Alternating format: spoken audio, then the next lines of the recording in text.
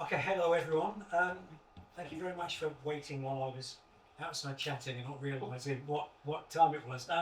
My name is Professor Alan Meades. I am a Professor of Game Design at Canterbury Christ Church University, and well, I'm really interested in arcades and George's work, and I'm going to tell you a presentation, or give you a presentation where we explore some information about arcades, and yeah, I think it's going to be a fun time. So I'll give you a few warnings. This is a well-rehearsed presentation. I've done it many times before. It might take 20 minutes, or it might take an hour and a half. I'm also hoping that in addition to the kind of the presentation stuff, we might be able to do a bit of kind of audience engagement. So in the sense that I normally give this kind of presentation to people all around the world who know nothing about British arcades, who know nothing about Herne Bay. And in that kind of situation, I can be very confident that I'm the expert in the room. I don't feel that confidence right now. My kind of assumption, or my knowledge is that you will know more about some of this than I do. And I think as we're amongst friends, that's an opportunity to kind of share knowledge and learn stuff. So if there's something you want to say, please say it. So my clicker is next slide, please. There we go. Fantastic. So yeah, you'll have seen the exhibition in the other room. You've seen George's work. You've seen the interactive environment that's on the arcade cabinet. And you might have seen it. There was a book, Arcade Britannia, with MIT Press. This is a book that I published a couple of years ago, a year and a half ago, with MIT Press. It was the first book to tell the story of the British amusement arcade. Now, next slide, please. Let's see what this next one is. Yeah, and so you would have seen this kind of thing, the interactive environment, the comics, and if you go down to Kane's Amusements, you'll see this trackball, and you'll be able to see a 3D environment on a screen. Next slide again, please. So yeah, here we have where we are. We've got Britain, we've got Kent, and then we've got Herne Bay, and we've got Broadstairs. Now, I was Broadstairs born and bred. So as a child, I spent all of my time in the arcades there. So in the summer, in the kind of school holidays, in the evenings, I would be down at the arcade playing on video games, playing on penny pushers. And my parents were very supportive in the sense that they would give me money to go fishing. And I would tell them I'd take my fishing rod, I'd go down to the pier, I'd pick up some lugworm off the floor, I'd cast that, and then I'd use the money to go to the arcade. And I had the most important moments of my life in the arcades in Broadstairs. Next slide, please. Yeah, here I am. It's the trajectory of me. So in all of these photos, perhaps less at this point because I was an adolescent at that point, but most of my time I was thinking about video games. I was thinking about the people that I knew in arcades. And I'm really pleased to say that now I'm a fully grown 45-year-old man, arcades still remain a large part of my my kind of life and my consciousness and stuff like that. So I'm exceptionally fortunate that my career and my academic career has been based upon the experiences in Jimmy Godwin's arcade down in Broadstairs. So next slide, please. Yeah, okay. So here we go. This is me thinking about the people that I encountered. So for me, an arcade wasn't just about machines. I know that lots of people think arcades are machines, and that's fine. That's a perspective you can take, but it was never really that for me. The important thing was the people I met down there, the community that I was part of. You know, the arcade owner who looked out for me, who let me kind of be an adolescent, have a bit of fun, but always protect me if it got a little bit too rough there. Or, you know, the hard lads that would come down and show off in front of their girlfriends in the summer. Or the crazy guy who might turn up at some point and would kind of talk with you and then, be ushered off. So for me, the arcade was a space of kind of community and people, and that sense of community was absolutely as important as the machines. Next slide, please, Will. So here we go, and this is kind of this isn't my arcade. This is a video from arcades around the UK in the 80s, but this was my kind of experience of arcades. This is what I thought of. So yeah, British arcades, you might take them for granted, but the mix of fruit machines, the mix of penny pushers, the mix of video games alongside that, the mix of kiddie rides, bingo, all of those kind of things are really quite particular to the British arcade. You don't get that same mix anywhere else, and that's a result of laws and legislation about gambling, and it means we get a really, really kind of specific and important experience in arcade. So this could have been my childhood. Well, it was my childhood. This was kind of where we were. Next slide, please. So yeah, after I spent my time growing up in the arcades in Broadstairs, I thought that was the end. I could put aside that frivolous point of my life, and then I could get on with being a grown-up.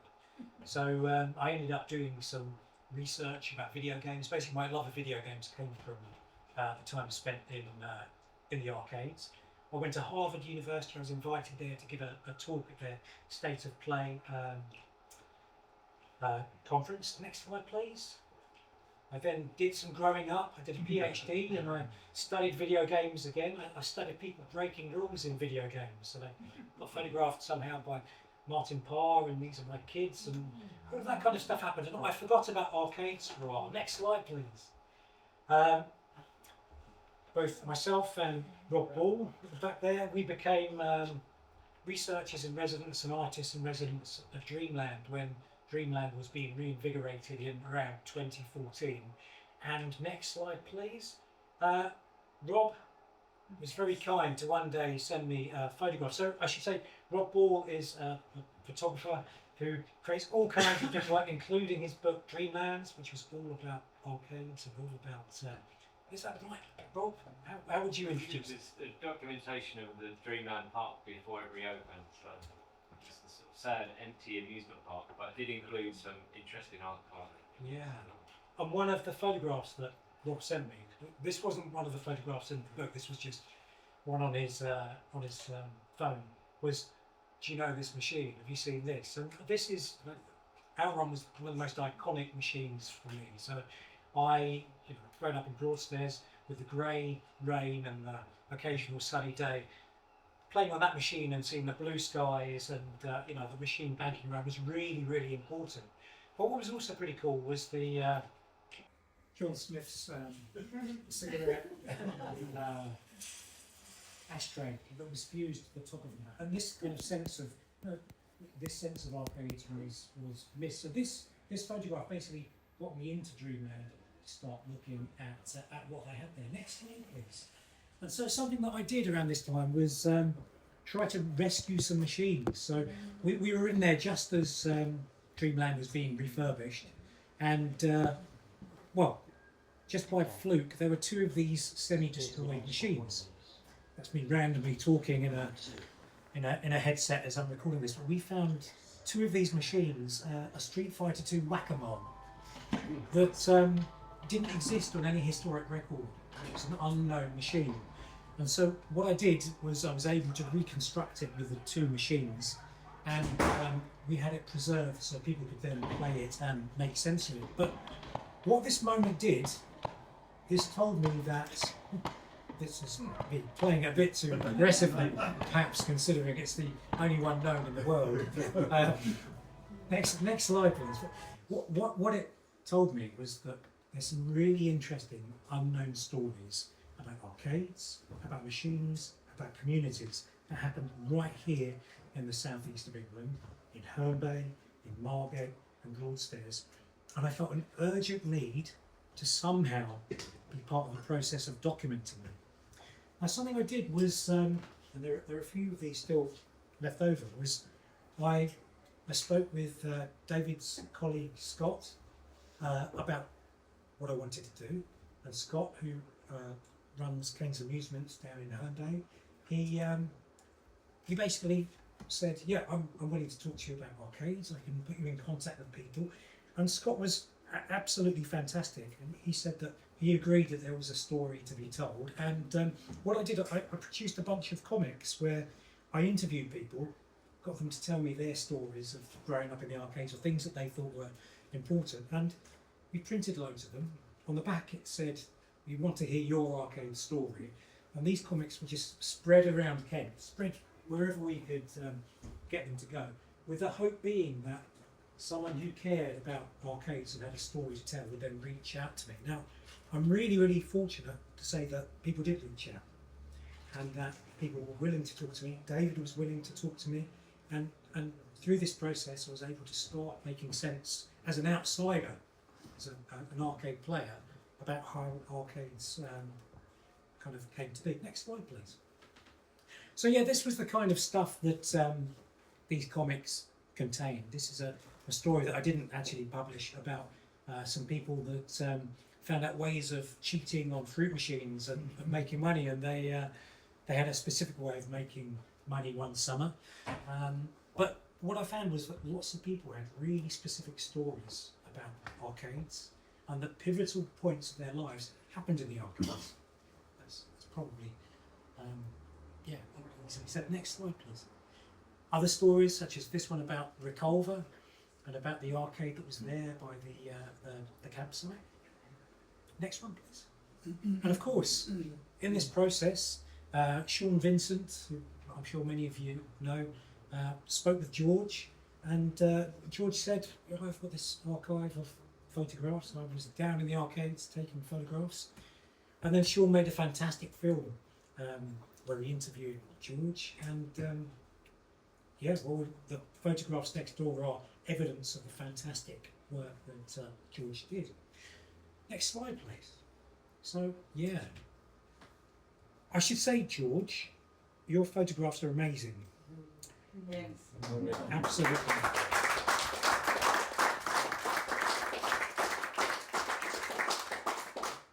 And they're internationally significant. So, one thing that I did when I saw these photographs, Stanford University has a collection of photographs by an American photographer called Ira Nowinski. And Ira Nowinski was commissioned to photograph the San Francisco arcades at the same time that George was photographing Herne Bay arcades. And there are even photographs where you photograph the same machine with similar composition. And what that allowed me to do was to say, hey Stanford, there's this chap called George Wilson with this fantastic archive of photographs. Arcades really matter to British culture. What do you want to do about it? And as a result of that, the organisation, some of the senior team at Stanford University said, you can come to San Francisco and you can come and give a public lecture. So I went to San Francisco, and then I went to Stanford University to give a talk all about George's photographs.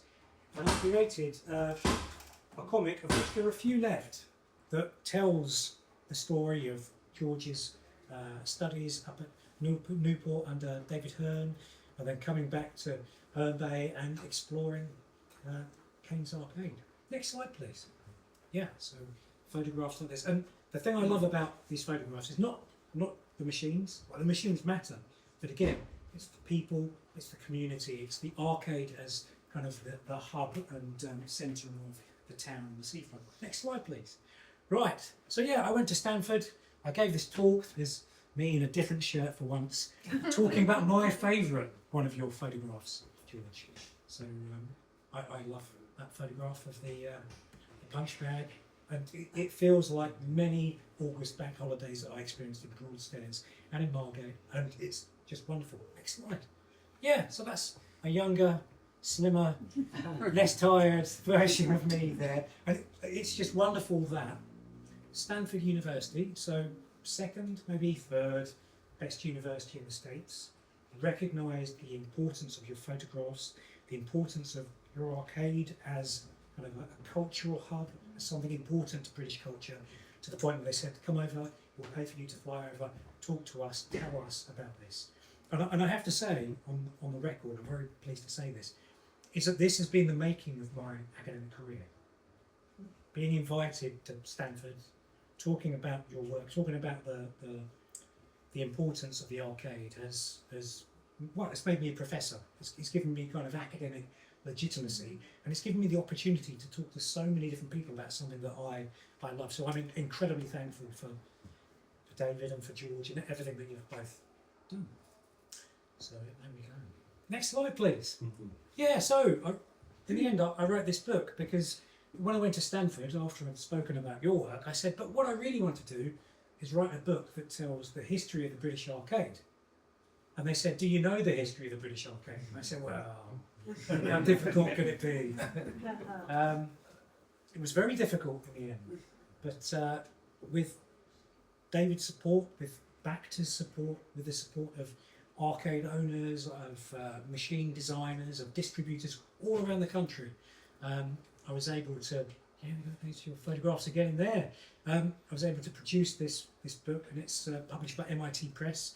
So MIT are probably the fourth best university in the States. But we're talking about something that we love and perhaps we've taken for granted, which is now recognised as internationally really significant. Next slide, please. Yeah, so that's the book again. Next slide.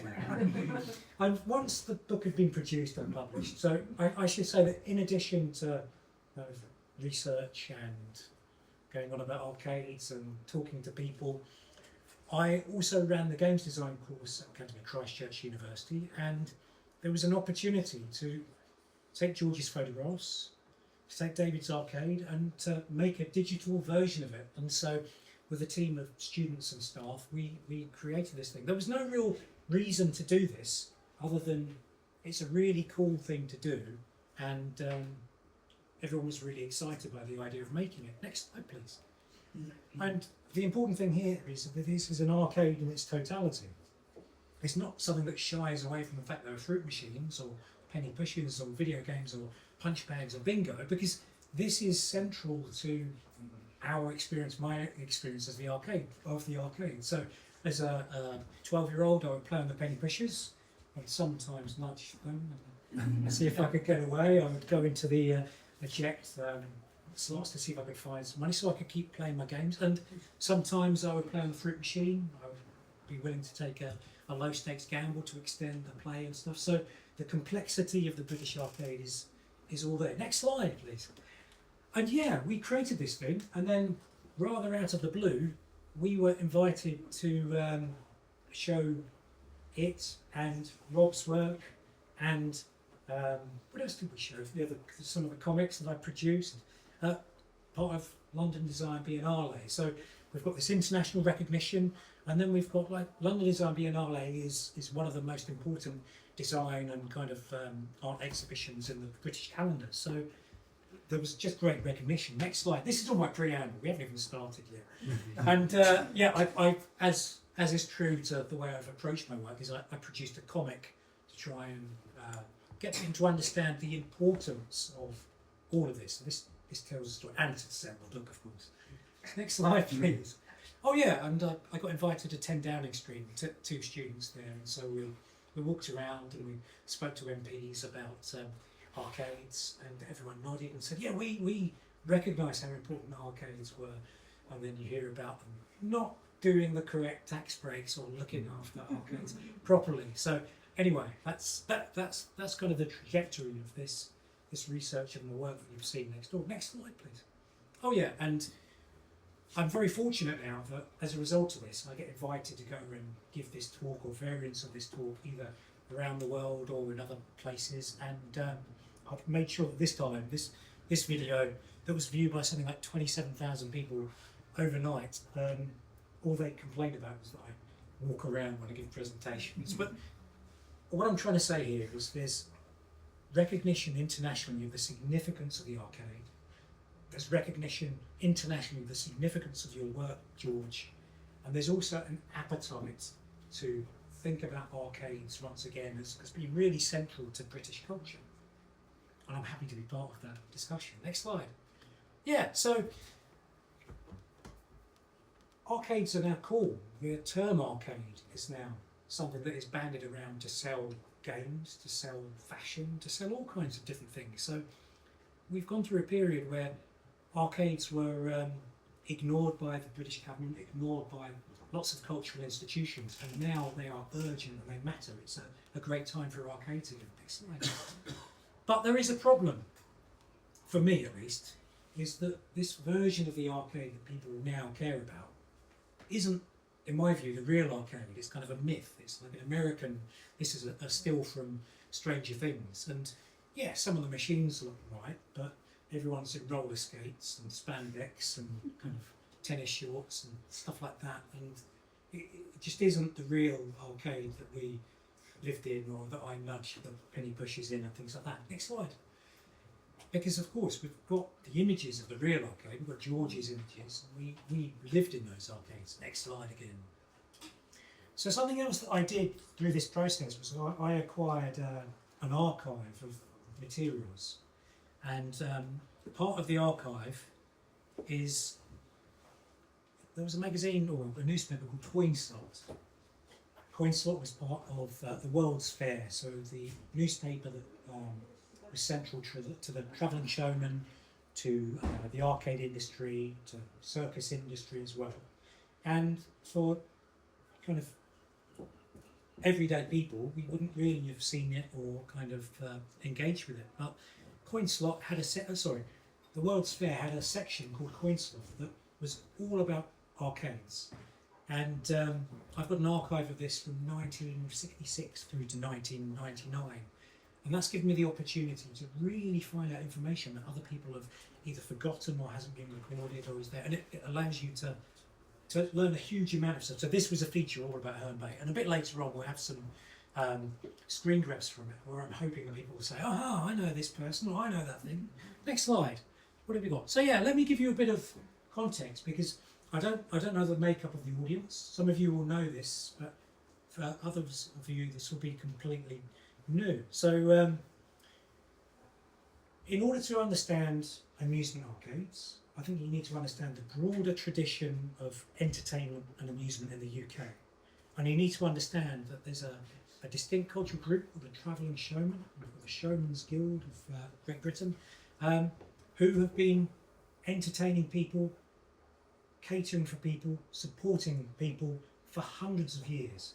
They were the people that did the travelling showgrounds, that laid on the entertainments for people to enjoy. And they're absolutely instrumental in the creation of the arcades and the whole entertainment landscape of Britain. But they've been treated historically very poorly, in my view. Next slide, please. So you've got the travelling showman, and the travelling showman will be the people that would set up a Ferris wheel, a carousel, these kind of things at fairgrounds. And the thing is, in order to set up those, you need a lot of big burly people to do the setup. But once the thing is set up, you don't need a bunch of big burly people. They can be doing other things. So something that you could do is you could have a side store, and something that's perfect for a side store would be in a coin-operated machine. So we've got some, what have we got? So we've got some Brian's clocks, we've probably got some more wings there. So this is a fairground sideshow from probably, I don't know, the 1950s. But the fairgrounds, the travelling fairgrounds, also had coin-operated machines. The travelling showman had invested in entertainment, had invested in the technology, they had the expertise, the skills, and they could bring these amusements to the masses. Next slide, please. Yeah. And then what happened is that these travelling showmen were also the people that set up the first static arcades. So this is Arthur Ginger Burroughs, who we were talking about just a while ago. This was his Burroughs Playland arcade in Brighton, one of the first static arcades. This is about 1917, it's not one of the first. The first were in the late 1800s, but this was the transition from being a travelling show to being somebody who has a static site where you show your entertainments. Next slide, please. Yeah, so Arthur Burroughs. In actual fact, Arthur Burroughs, after he did this and he set up these first arcades, he relocated to Herne Bay. So Herne Bay became quite an important site for the adoption of coin-operated machines. So, which arcade did he have? Where was he based? What was the Burroughs one? I believe he was in Folkestone, their family at one time, I believe. Okay. Their business was in Pier Avenue. Right. The other half of Chris Ritchie's factory, the row of units there. Brilliant. So what you'll find is that these there are layers and layers of history of a very tight community that has worked together, helped each other, has competed and developed things. And I'm someone that enjoyed arcades, but I wasn't aware of any of this stuff. So Herne Bay was really quite important as a site for, His grandson was Michael Jordan, if anybody might have known him. Brilliant. Next slide, please. Yeah, so this is one of the first, well, this is supposed to be the first purpose-built amusement arcade. So this is the Palladium in Great Yarmouth. It was the Marina Picture Palace, and then it burnt down because there were lots of risks running entertainment machines. You have to have gas lights, you have to have, basically there's loads of combustible stuff. And so Marina Picture Palace burnt down, and then it was rebuilt as the Palladium. And the Palladium was specifically built to have coin-operated machines. So yeah, 1897, around that kind of time, we've got arcades. Next slide. And at the same time, we had machines sited all over the show. So this is, I think, on Margate Pier. So we've got an all-win machine there. We've got a football game. So these coin-operated machines were around. Next slide. And it's also worth noting that low-stakes gambling was actually illegal from 1907 onwards. So if you played a game of chance, and that gave you the option of a jackpot, if you could make winnings from a game of chance, that was strictly illegal. Apart from, I understand, within a fairground context, there was a certain amount of kind of lenience within the fairground. But what you had was, you had communities that would supply machines that in certain contexts were illegal. You had people wanting to play these machines, including kind of gambling machines, but you had a law that made a really strange kind of situation for all of this stuff. Next slide, please. So this is some stuff from an archive that we have at Canterbury Christ Church University, which is a load of trade, newspapers, materials and stuff like that. And so what happened in the UK, there was a whole trade organisation that developed. So ATE, Amusement Trades Exhibition, this is where you would go in order to see the new machines, to meet the people that are developing new stuff. And this is where kind of the lifeblood of the arcade industry existed. Next slide. Right, now we're going to need depth. So here we have a bunch of different seasides. Here we have a bunch of different fairgrounds. It's probably worth pointing out Battersea Park. So in 1951, Battersea Park was established with the Festival of Britain, and we had Battersea Pleasure Park. So this was a great celebration after the Second World War, a huge amusement park. And what happened was that from about the 1910s through till, well, the 1950s and the 1960s, there was a movement from travelling showmen and travelling fairs to getting a seaside. So instead of moving to different points, you might decide that you wanted to have a seaside arcade instead. Next slide. Yeah, so as I said, Festival of Britain is really critical. So in Battersea, a big pleasure park was established. And who were the people that the British government or the London Corporation went to in order to know how to run a pleasure park? Of course, they went directly to the travelling showman. They said that you have the expertise, you have the equipment. And so I see Battersea Festival Gardens and the pleasure park as absolutely central in the development of the British arcade landscape, because this is where you got all of the people together who really knew this stuff. Next slide, please. I'm going to keep looking at David and Ben, see whether or not he agrees with my interpretation. So, for instance, these people here are, well, who have we got? Solly Sheffras, John Holloway, Mrs. Davidson, lots of different important people who were involved in the supply of machines, the importation of machines, the selling of machines, the operation of arcades, the operation of fairgrounds. And these people who'd been treated very poorly historically suddenly were invited to be involved in something absolutely central to British identity. So come and help us run this enormous amusement park. And then, so I see this as absolutely central. So these guys were now respected and their advice was listened to. Next slide, please. But then it also created the demand for lots of new machines. They wanted to put on the best new machines that they could to attract people, and the numbers of visitors were colossal. Now, one thing that happened was that Alf Crompton, a chap called Alf Crompton, and then later his brother Jim Crompton and his mother Nora Crompton moved to Ramsgate, and they set up a company, Cromptons. The machine that they created that was really kind of important initially was the film style machine, and they did this by going into partnership, next slide please, with a chap called Arthur Bates. Arthur Bates. Phew, I almost forgot his name from there. So Arthur Bates was the head of the Showman's Guild of Great Britain for a while. And let's think this one through. So Alf Crompton was not a showman. Jim Crompton was not a showman. They both came from Birmingham. They moved down to Acton because of the Tate and Lyle, or the Lions factory there. They moved into engineering. They wanted to become engineers.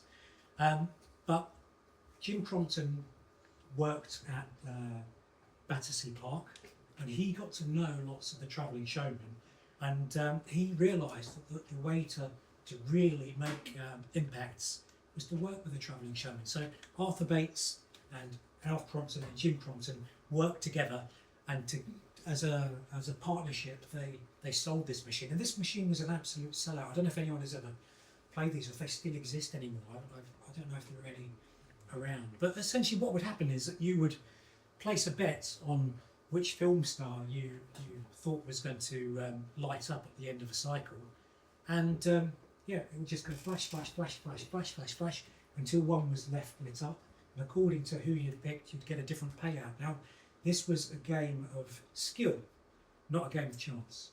So it was it wasn't an issue in terms of gambling law at that point. Next slide, please. But only 4 years later, all of that changes. So how far shall I go? Let me think about this. So in 1951, in America, there was the Johnson Act. The Johnson Act prevented people moving gambling machines over state lines. It was an attempt to reduce the impact of organised crime in America. So there was a sense that the mob were involved in Las Vegas. And then what happened was that the suggestion is that American mobsters saw Britain as a great location to go to. You know, we speak the same language, we love gambling, we love machines, and so American mobsters moved over to Britain, and the government got really bothered by this. So they changed the laws. Instead of making things really restrictive, what happened is the British government made low stakes gambling legal, but heavily regulated. So they need to know who you are, you need to be exceedingly precise with all of your your stakes and your bets and the conditions. It has to be completely watertight and completely transparent. But this created loads of income for the arcade industry, because it allowed arcades to offer low stakes gambling for people. Next slide. Yeah, and so we get new machines as a result of this. So this is Crompton's Archers. Next slide. And we get arcades like this. So this is a little bit of footage of Broadstairs Arcade in 1966. I think it was run by the Vass family at that point. I'm not sure. But this is from Jim Crompton's personal archive of city films. So the Crompton family gave me the city films to kind of transcribe, and so you had arcades like this nearby. You see, they're not full of video games, they're full of machines with ball bearings, they're full of fruit machines and all kinds of things. And then we see the factory as well. So this is the Crompton's factory. I think this was their third factory. Yeah, and so this is, I think these are Derby racer machines, enormous machines that they produced. So Thanet, Ramsgate, Kent became a hub for creating machines. It became one of the most important sites for the creation of machines in Britain. And that was a result of Crompton's initially, and then the spin-off companies that came through it. oh, these are fantastic machines. Now, these were made obsolete by some changes to taxation in 1968. And what you had was this terrible situation where, in protest, arcade owners set fire to their machines. They were so expensive that what happened is that you were taxed according to every coin slot on the machine. And these machines were 20-player machines. So you were subject to 20 times the taxation that really that machine was used for. And arcade owners had no choice but to just destroy them. So some were thrown into into the sea, some were burnt. There was a series of bonfires all around the country. But what I've seen through my research is a really difficult relationship between arcades and the government, and hostility and a lack of sympathy and all of that kind of stuff. There we go, next slide. In 1966 in Ramsgate we get the penny pusher invented. So if you've ever played a penny pusher, it was invented in Ramsgate. Now, who invented it is slightly up for debate. So the information from the time talks about Ivor Roberts, who was a travelling showman who was actually based in Blackpool. He ran Jim Crompton's arcade in Blackpool. And when his brother Alf Crompton died, Jim brought Ivor down to the factory in Ramsgate. And in a desperate attempt to save the factory, or to save the business, they had to come up with a new machine. And Penny Falls was the machine. So Coinslot talks about Ivor Roberts being the lead designer in making Penny Falls. But then in subsequent things, Jim Crompton said it was him really that led the creative lead on it. But if you've ever played a penny pusher, they were invented in Ramsgate. They're all around the world. They're a genre of machine, and they were invented there. They were tested in Ramsgate. They were tested in Herne Bay as well. Next slide. And just think about this area as being central to everything. Next slide again. Right. So we've spoken about Arthur Bates. He was the chap that partnered with the Cromptons in order to get the film star into different arcades, to get seen by travelling showmen, to be trusted. Well, Arthur Bates moved to Herne Bay, and Arthur Bates continued to sell the film star. So here we go. We've got some adverts from Coinslot. Where what have we got? 139 Central Parade, Herne Bay. So I reckon that's where iFun is now. I think it's that end of the. So this was Arthur Bates's arcade. I think his daughter took it over afterwards. And it did burn down afterwards. We've got some stuff about it burning down. So is this making sense to you guys? Okay, this is good. So the Watley Bates. So is that China? This is where the crazy golf is now at the end of the seafront. Yeah. That's so when it burnt down, that was the bit that was never repaired, wasn't yes. it? So that's okay. This is good. And he's the Dodgem was in there as well at one time. They had Sinclair C5s as well. Yeah. On the site, they had the C5s. Yeah. And the people that run it now, Watley Bates was the grandfather, and the great grandfather was Arthur Bates. So is it the same family still? Yeah. Fantastic. Okay. That's why I wanted this kind of discussion. That's good. Next slide, please. So what I've really got from here on is a bunch of different snapshots from the archive that will hopefully give us some different perspectives on Herne Bay. So this is Tudor Amusements. Yes. So where was that? Don Wells, it was that end of the seafront. Far end. Yeah. Down past the end, next to the Angling Club. Okay. Famous bar after a while. He was complaining about a terrible season. So apparently 19. So arcades are, of course, determined partly by the seasons according to the success of a summer season. How busy the resort's going to be. Once upon a time, I was told that you want sun in the morning and then you want it to rain. In fact, they don't even knew it. Is that the ideal? Yeah. Is that still the same now, or is it you just want people at the resort? It's people. We like people, you know. Yeah. But if it does rain, it does rain quickly. All good. Okay. Good. Next slide, please. So I've got some zoomed in bits. So here we've got Duncan Hendy. Does that name ring a bell? Now who do we have here?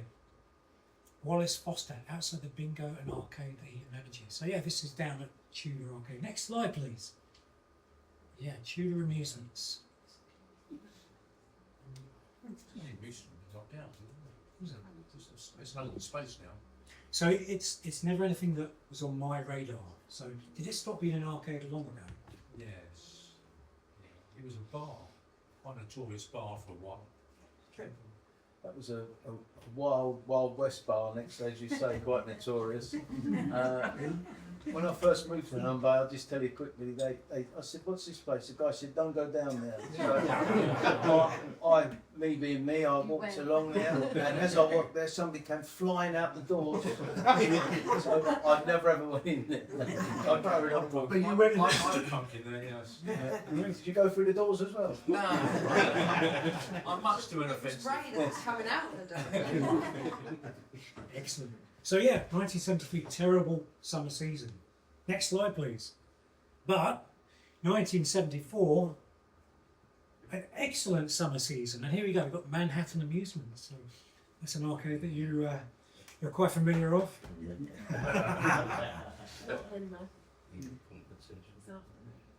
Next slide.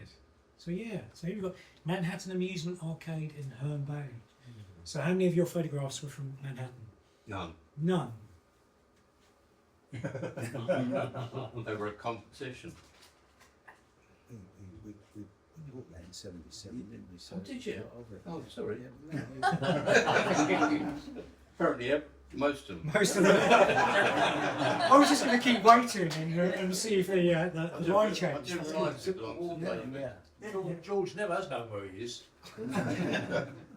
Yeah, we've got the Mrs. Coombs at the cashier. So the Coombs family, Yeah. they were in charge of the arcade, weren't they? They passed it down. In fact, Coombs became a family throughout arcades because I think the son moved to the Broadstairs arcade and then Pleasure Armour. Yeah. This is nerdy stuff. Next slide.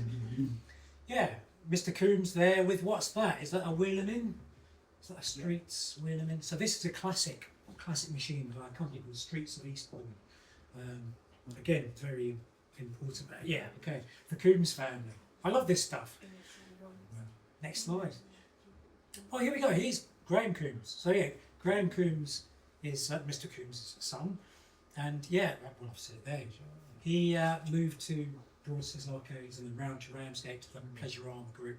So Pleasure Armour Arcade in Ramsgate, I understand, was the largest arcade in Britain for a while. Absolutely Massive. colossal. And then Pleasure Armour Group, did they get bought out by Rank and then moved into bingo? So we're talking about this neck of the woods has been really, really important for the development of so much of the amusements industry. Next slide. 1975. So again, Owen Sullivan, who he used to run some concessions in Manchester Bellevue Park. So Manchester Bellevue Park, if you don't know, was really the equivalent of Battersea Pleasure Park, but in Manchester. In fact, Manchester was a hub of arcades, quite an early adopter of arcades. And Owen Sullivan decided he was sick of being up north, and he moved to Herne Bay, thinking he'd be able to try his luck with, well, I think it was Olympia Amusements there, wasn't it? Yeah, Olympia Amusements. Next slide, please. So yeah, the exterior of the Olympia, which that's your arcade as well, isn't it? Yeah. Yeah. There's Owen Sullivan. Doesn't look too happy, but you know. I miss Fred Box. So Fred Box becomes quite an important character within the arcade industry. So The old chap. what did he do? He was an engineer, mechanic, yeah. And he went in with this guy and they bought it. Then they retired. Yeah. Sold it to a Mr. Knowles from Whitstable, and when we acquired it from them. Yeah. Brilliant. Next slide. Yeah, and of course, running an arcade is difficult. There are loads of risks. There are loads of risks in Herne Bay because of the tide, because of water, because of storms. So different arcade seafronts, or different seafronts, I call them arcade seafronts because that's what I see. Different seafronts are different levels of risk. It depends what the sea defences are. But yeah, there was an enormous fire. This was Burroughs Arcade. this was it, guys. So sorry, Right. Arthur Bates's arcade. When it burnt down, and as you said, the iFun and the space that's there now is a result of that. Next slide, please. Yeah. So what do we have here? Is this Olympia again? We've got a bingo arcade, so this is the Olympia Amusements. Next slide. Yeah, so Gordon Knowles. That's exactly who you said. So Gordon Knowles took over from O'Sullivan. So Owen Sullivan, it really didn't work. I don't think he had a good season. It's yeah. So in 1976, Olympia Arcade wasn't working for O'Sullivan, and Gordon Knowles took over. Next slide, please. And then we have in 1978, January 1978, we have a terrible storm. Terrible storm batters the entire Kent coast and the southeast. But as I said, depending where you are, your seafront is exposed or less exposed. And I think the view is that Herne Bay was hit harder than any other coastal site. And the arcades along the front, of which there were 11 of them at this point, were completely hammered. Next slide, please. So yeah, this is the thing. But here, but Herne Bay's amusement arcades took a pounding. The main arcade area faces directly onto the sea and as such bore the brunt of the weather. At Amoco's Manhattan, windows and shutters on the front were caved in by flying debris, leaving no protection against the flooding tide of the sea and the debris it brought with it. The premises were flooded to around 3 feet. About that maybe? Maybe I'm very tall after all. So 3 feet, and some 60 machines are estimated to have been written off. Next door, Jonas Pashley, so the Pashley family, central to the Herne Bay arcades. Jonas Pashley was always in coin slot. He loved getting his photo taken. He loved being part of the kind of narrative. He'd been in the Herne Bay arcades for 2 years at this point. Next door, Jonas Pashley runs the Fairground arcade, reckoned he got off lightly. His premises were flooded to about 2.5 feet, but most of its windows stayed intact, so it was a drying up job. Further along the front, Ivan Knowles' Olympia, this arcade we've just spoken about, took a pounding with heavy shutters, partly stove in and flood damage. Next slide. So here we go. What happened was that the arcade community came together to repair and to mop and things, and yeah, Jonas Pashley, of course, got his photo taken and sent to coin slot, so yeah. And then we've got the wheel them in there. Next slide. So, as a result of Olympia being battered and flooded, I think this is when your dad decided to buy the arcade. So, in April 1978, I assume this is the advert of the Olympia arcade being sold. And then here we have, in the Grapevine, which is the gossip column in Coin Slot, we've got a report about Bill Kane, so David's father. We hear that Bill Kane, who until 3 years ago ran the only amusement arcade in Dover, has now established himself in a fairly big way at Herne Bay. After his Dover arcade was closed down because of redevelopment, he spent several years looking for new premises, and then he bought the Pier Arcade at Herne Bay. He followed this by purchasing another arcade along the seafront at Herne Bay, and he has now just purchased the Manhattan Arcade. So this was the beginnings of the Kane's Herne Bay empire. Yeah. Next slide. Just in time for a bumper season, 2 bumper seasons. So after you've invested in repairing an arcade and restocking it, you need some good times. And yeah, Bill Kane had some good times. So yeah, we've got just like an old time bank holiday in arcades, Easter burster. So arcades are well, when the season is good, it's brilliant. Next slide.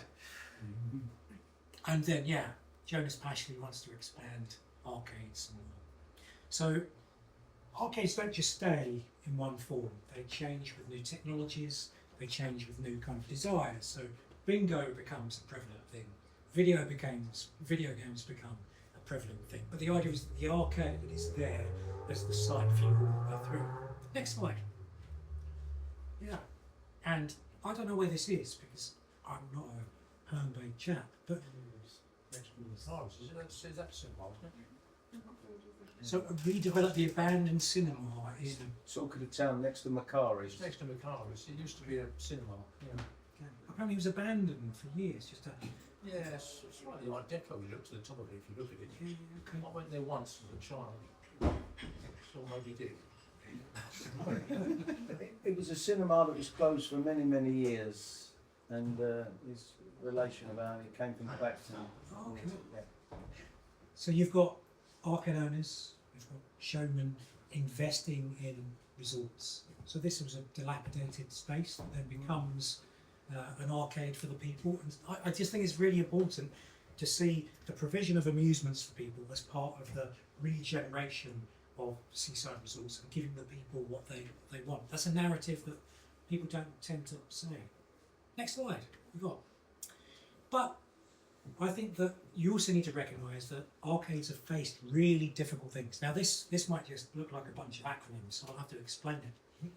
I think from my perspective, the mid to late 1980s were the most difficult period for amusement arcades in terms of public perception. AAAG stands for Amusement Arcade Action Group. It was a politically motivated action group that said that arcades are bad. They're a bad influence on people, people shouldn't be in gambling, children shouldn't be in arcades. And it came very close, in actual fact 10 years later, to passing a law that meant that every video game was considered a cinema. Every video game was considered a cinema. I know it sounds absurd, but that would mean that every video game would need to have stringent fire controls, and those fire controls would have to be signed off by the local council.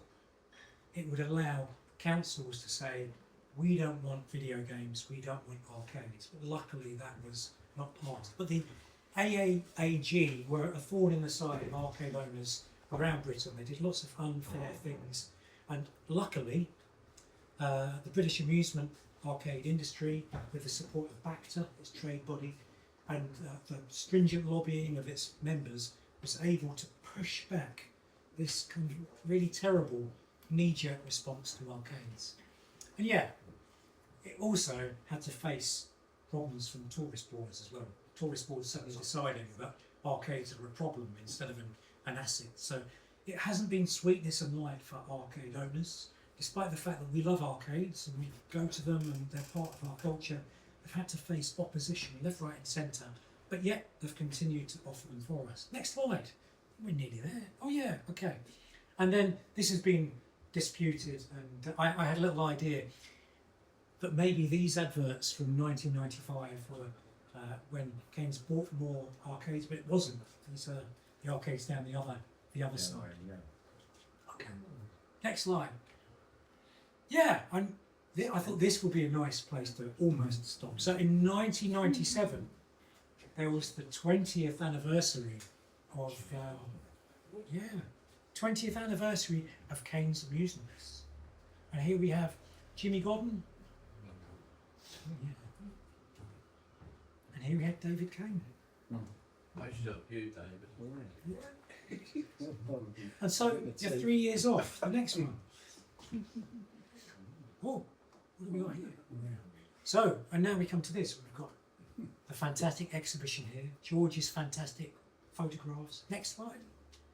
We've got the photographs that kind of capture the sense of the British arcade and its importance. Next slide. That's There is that. You're going to say that someone. Back one. sorry. Do we need to go back a slide? Was there No, something no, you spotted? no. Okay. Next slide. And yeah, we created this to try and capture the digital kind of version of. Next slide. You've seen this, including fruit machines. Next slide. And yeah, all of this resulted in the book. It resulted in international recognition of the arcade. Now, I really think that it isn't the end of this. This is the beginning of a bunch of research and a bunch of work. And as I said before, you know, as an individual, I owe my academic trajectory, the fact I'm a professor, the fact I get invitations to go and talk to poor souls all around the world. You know, I owe that to you, George, to you, David, to Sean Vincent, who's not here today, for talking with you and finding about those arcades, Scott for being kind of massively available and enthusiastic, and Jill for arranging this and supporting everyone. So I owe everyone a great deal of a great deal. Thank you for everything you've done. Next slide. And that's it, I think. So that's me. That's everything. Thank you.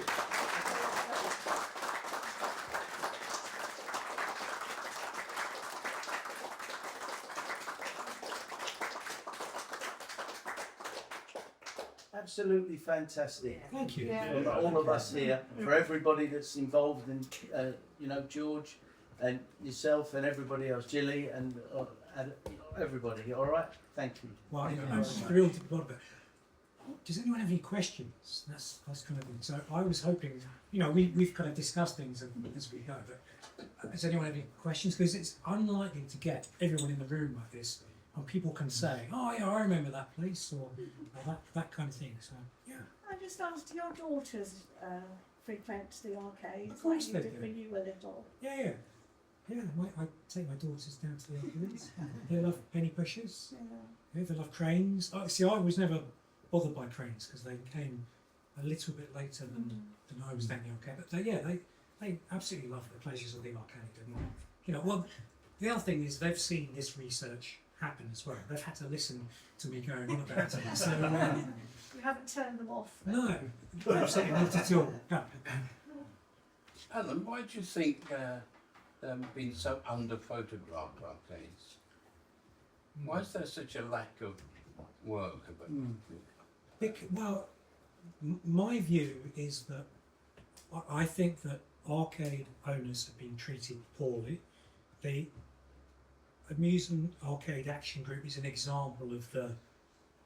Well, okay, I'm sure Dave and I have spoken about this before. Maybe it was someone else who said that they had some journalists come and record some things in an arcade, Yeah.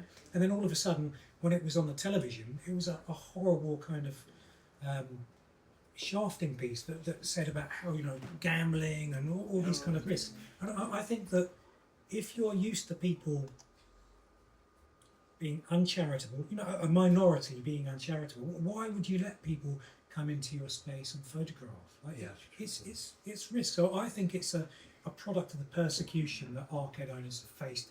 And if we're really looking at the historical trend, it's all the way back to the 1800s with the Movable Dwelling Act. The travelling showmen were persecuted then. So I think they've been subject to huge persecution. And so, you're here to play in someone's arcade. You're not here to photograph other people playing stuff. So I think you had a fantastic opportunity because you were there. You were in a privileged position to take those photographs. So there are other people that have photographed arcades, but only at a distance from the outside. Now, Ira Norwinski's kind of San Francisco arcades, that was a bit different. So he was he was a fairly cantankerous kind of photographer anyway. He was just going to do it anyway. So he went to the arcades, he took the photos. But the American arcades were FECs, family entertainment centres, that didn't have the same kind of pressures of gambling or any of the kind of same level of issues that we had in the UK. So I put it down to that. But I reckon there are scores of arcade owners who have archives of loads of photographs. Sure, there must be. They wouldn't be like your photographs, but they will be amazing kind of social history records, definitely. What do you reckon, Dave?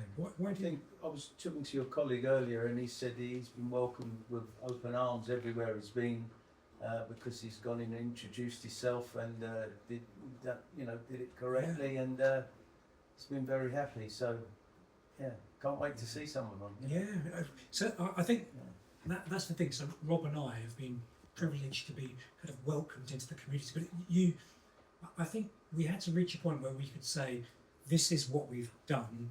This is who we are. So you need to be trusted. And I just think that average member of public, you're not necessarily going to go and introduce yourself. You're not going to be able to back yourself up. So I think that's part of the challenge. But you know, we've been massively fortunate, haven't we? Yeah, absolutely. And I think what you say is right. You know, having worked a lot and photographed a lot of arcades, I think it's about sort of developing relationships and showing understanding and being really open about what you're trying to do. And I think, you know, I've done a lot of work in Jaywick, Sands, and that's been a really difficult place to work in because they've been shafted. Yeah. You know, benefits on sea and sort of Channel 5 programmes, I don't quite know them all.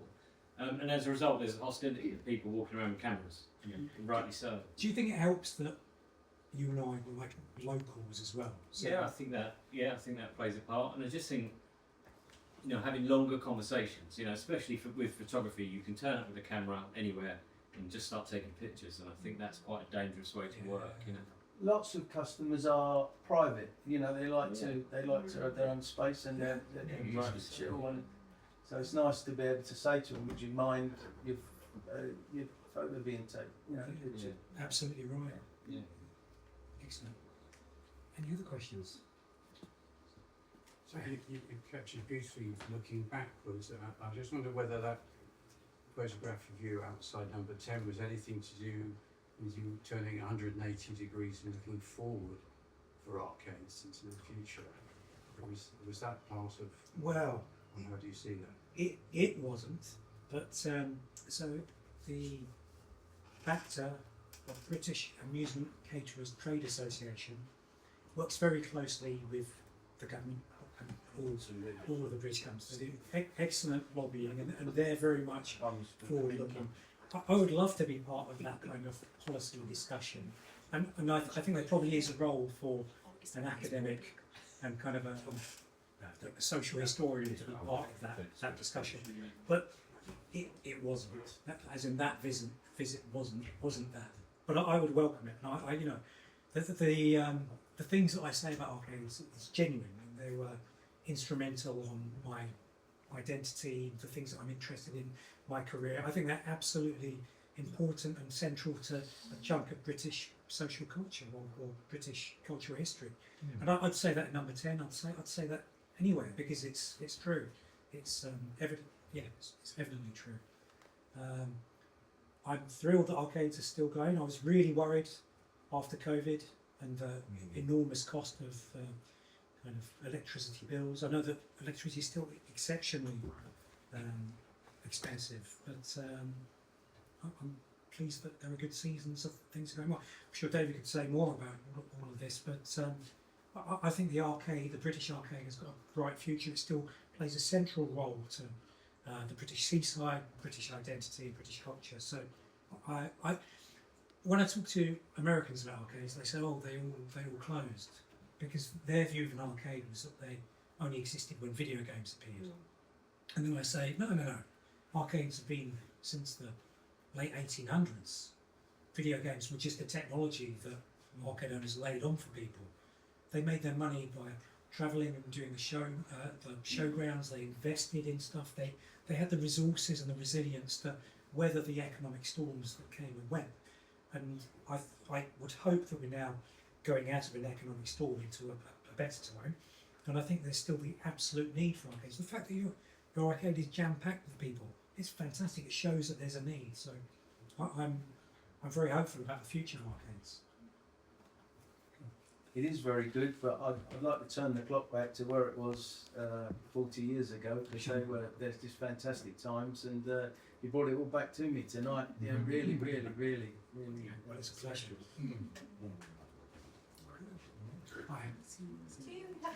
I'm a Dover girl, so when you were mentioning like Jimmy Godden and stuff, so that's the name of my childhood being in the arcade.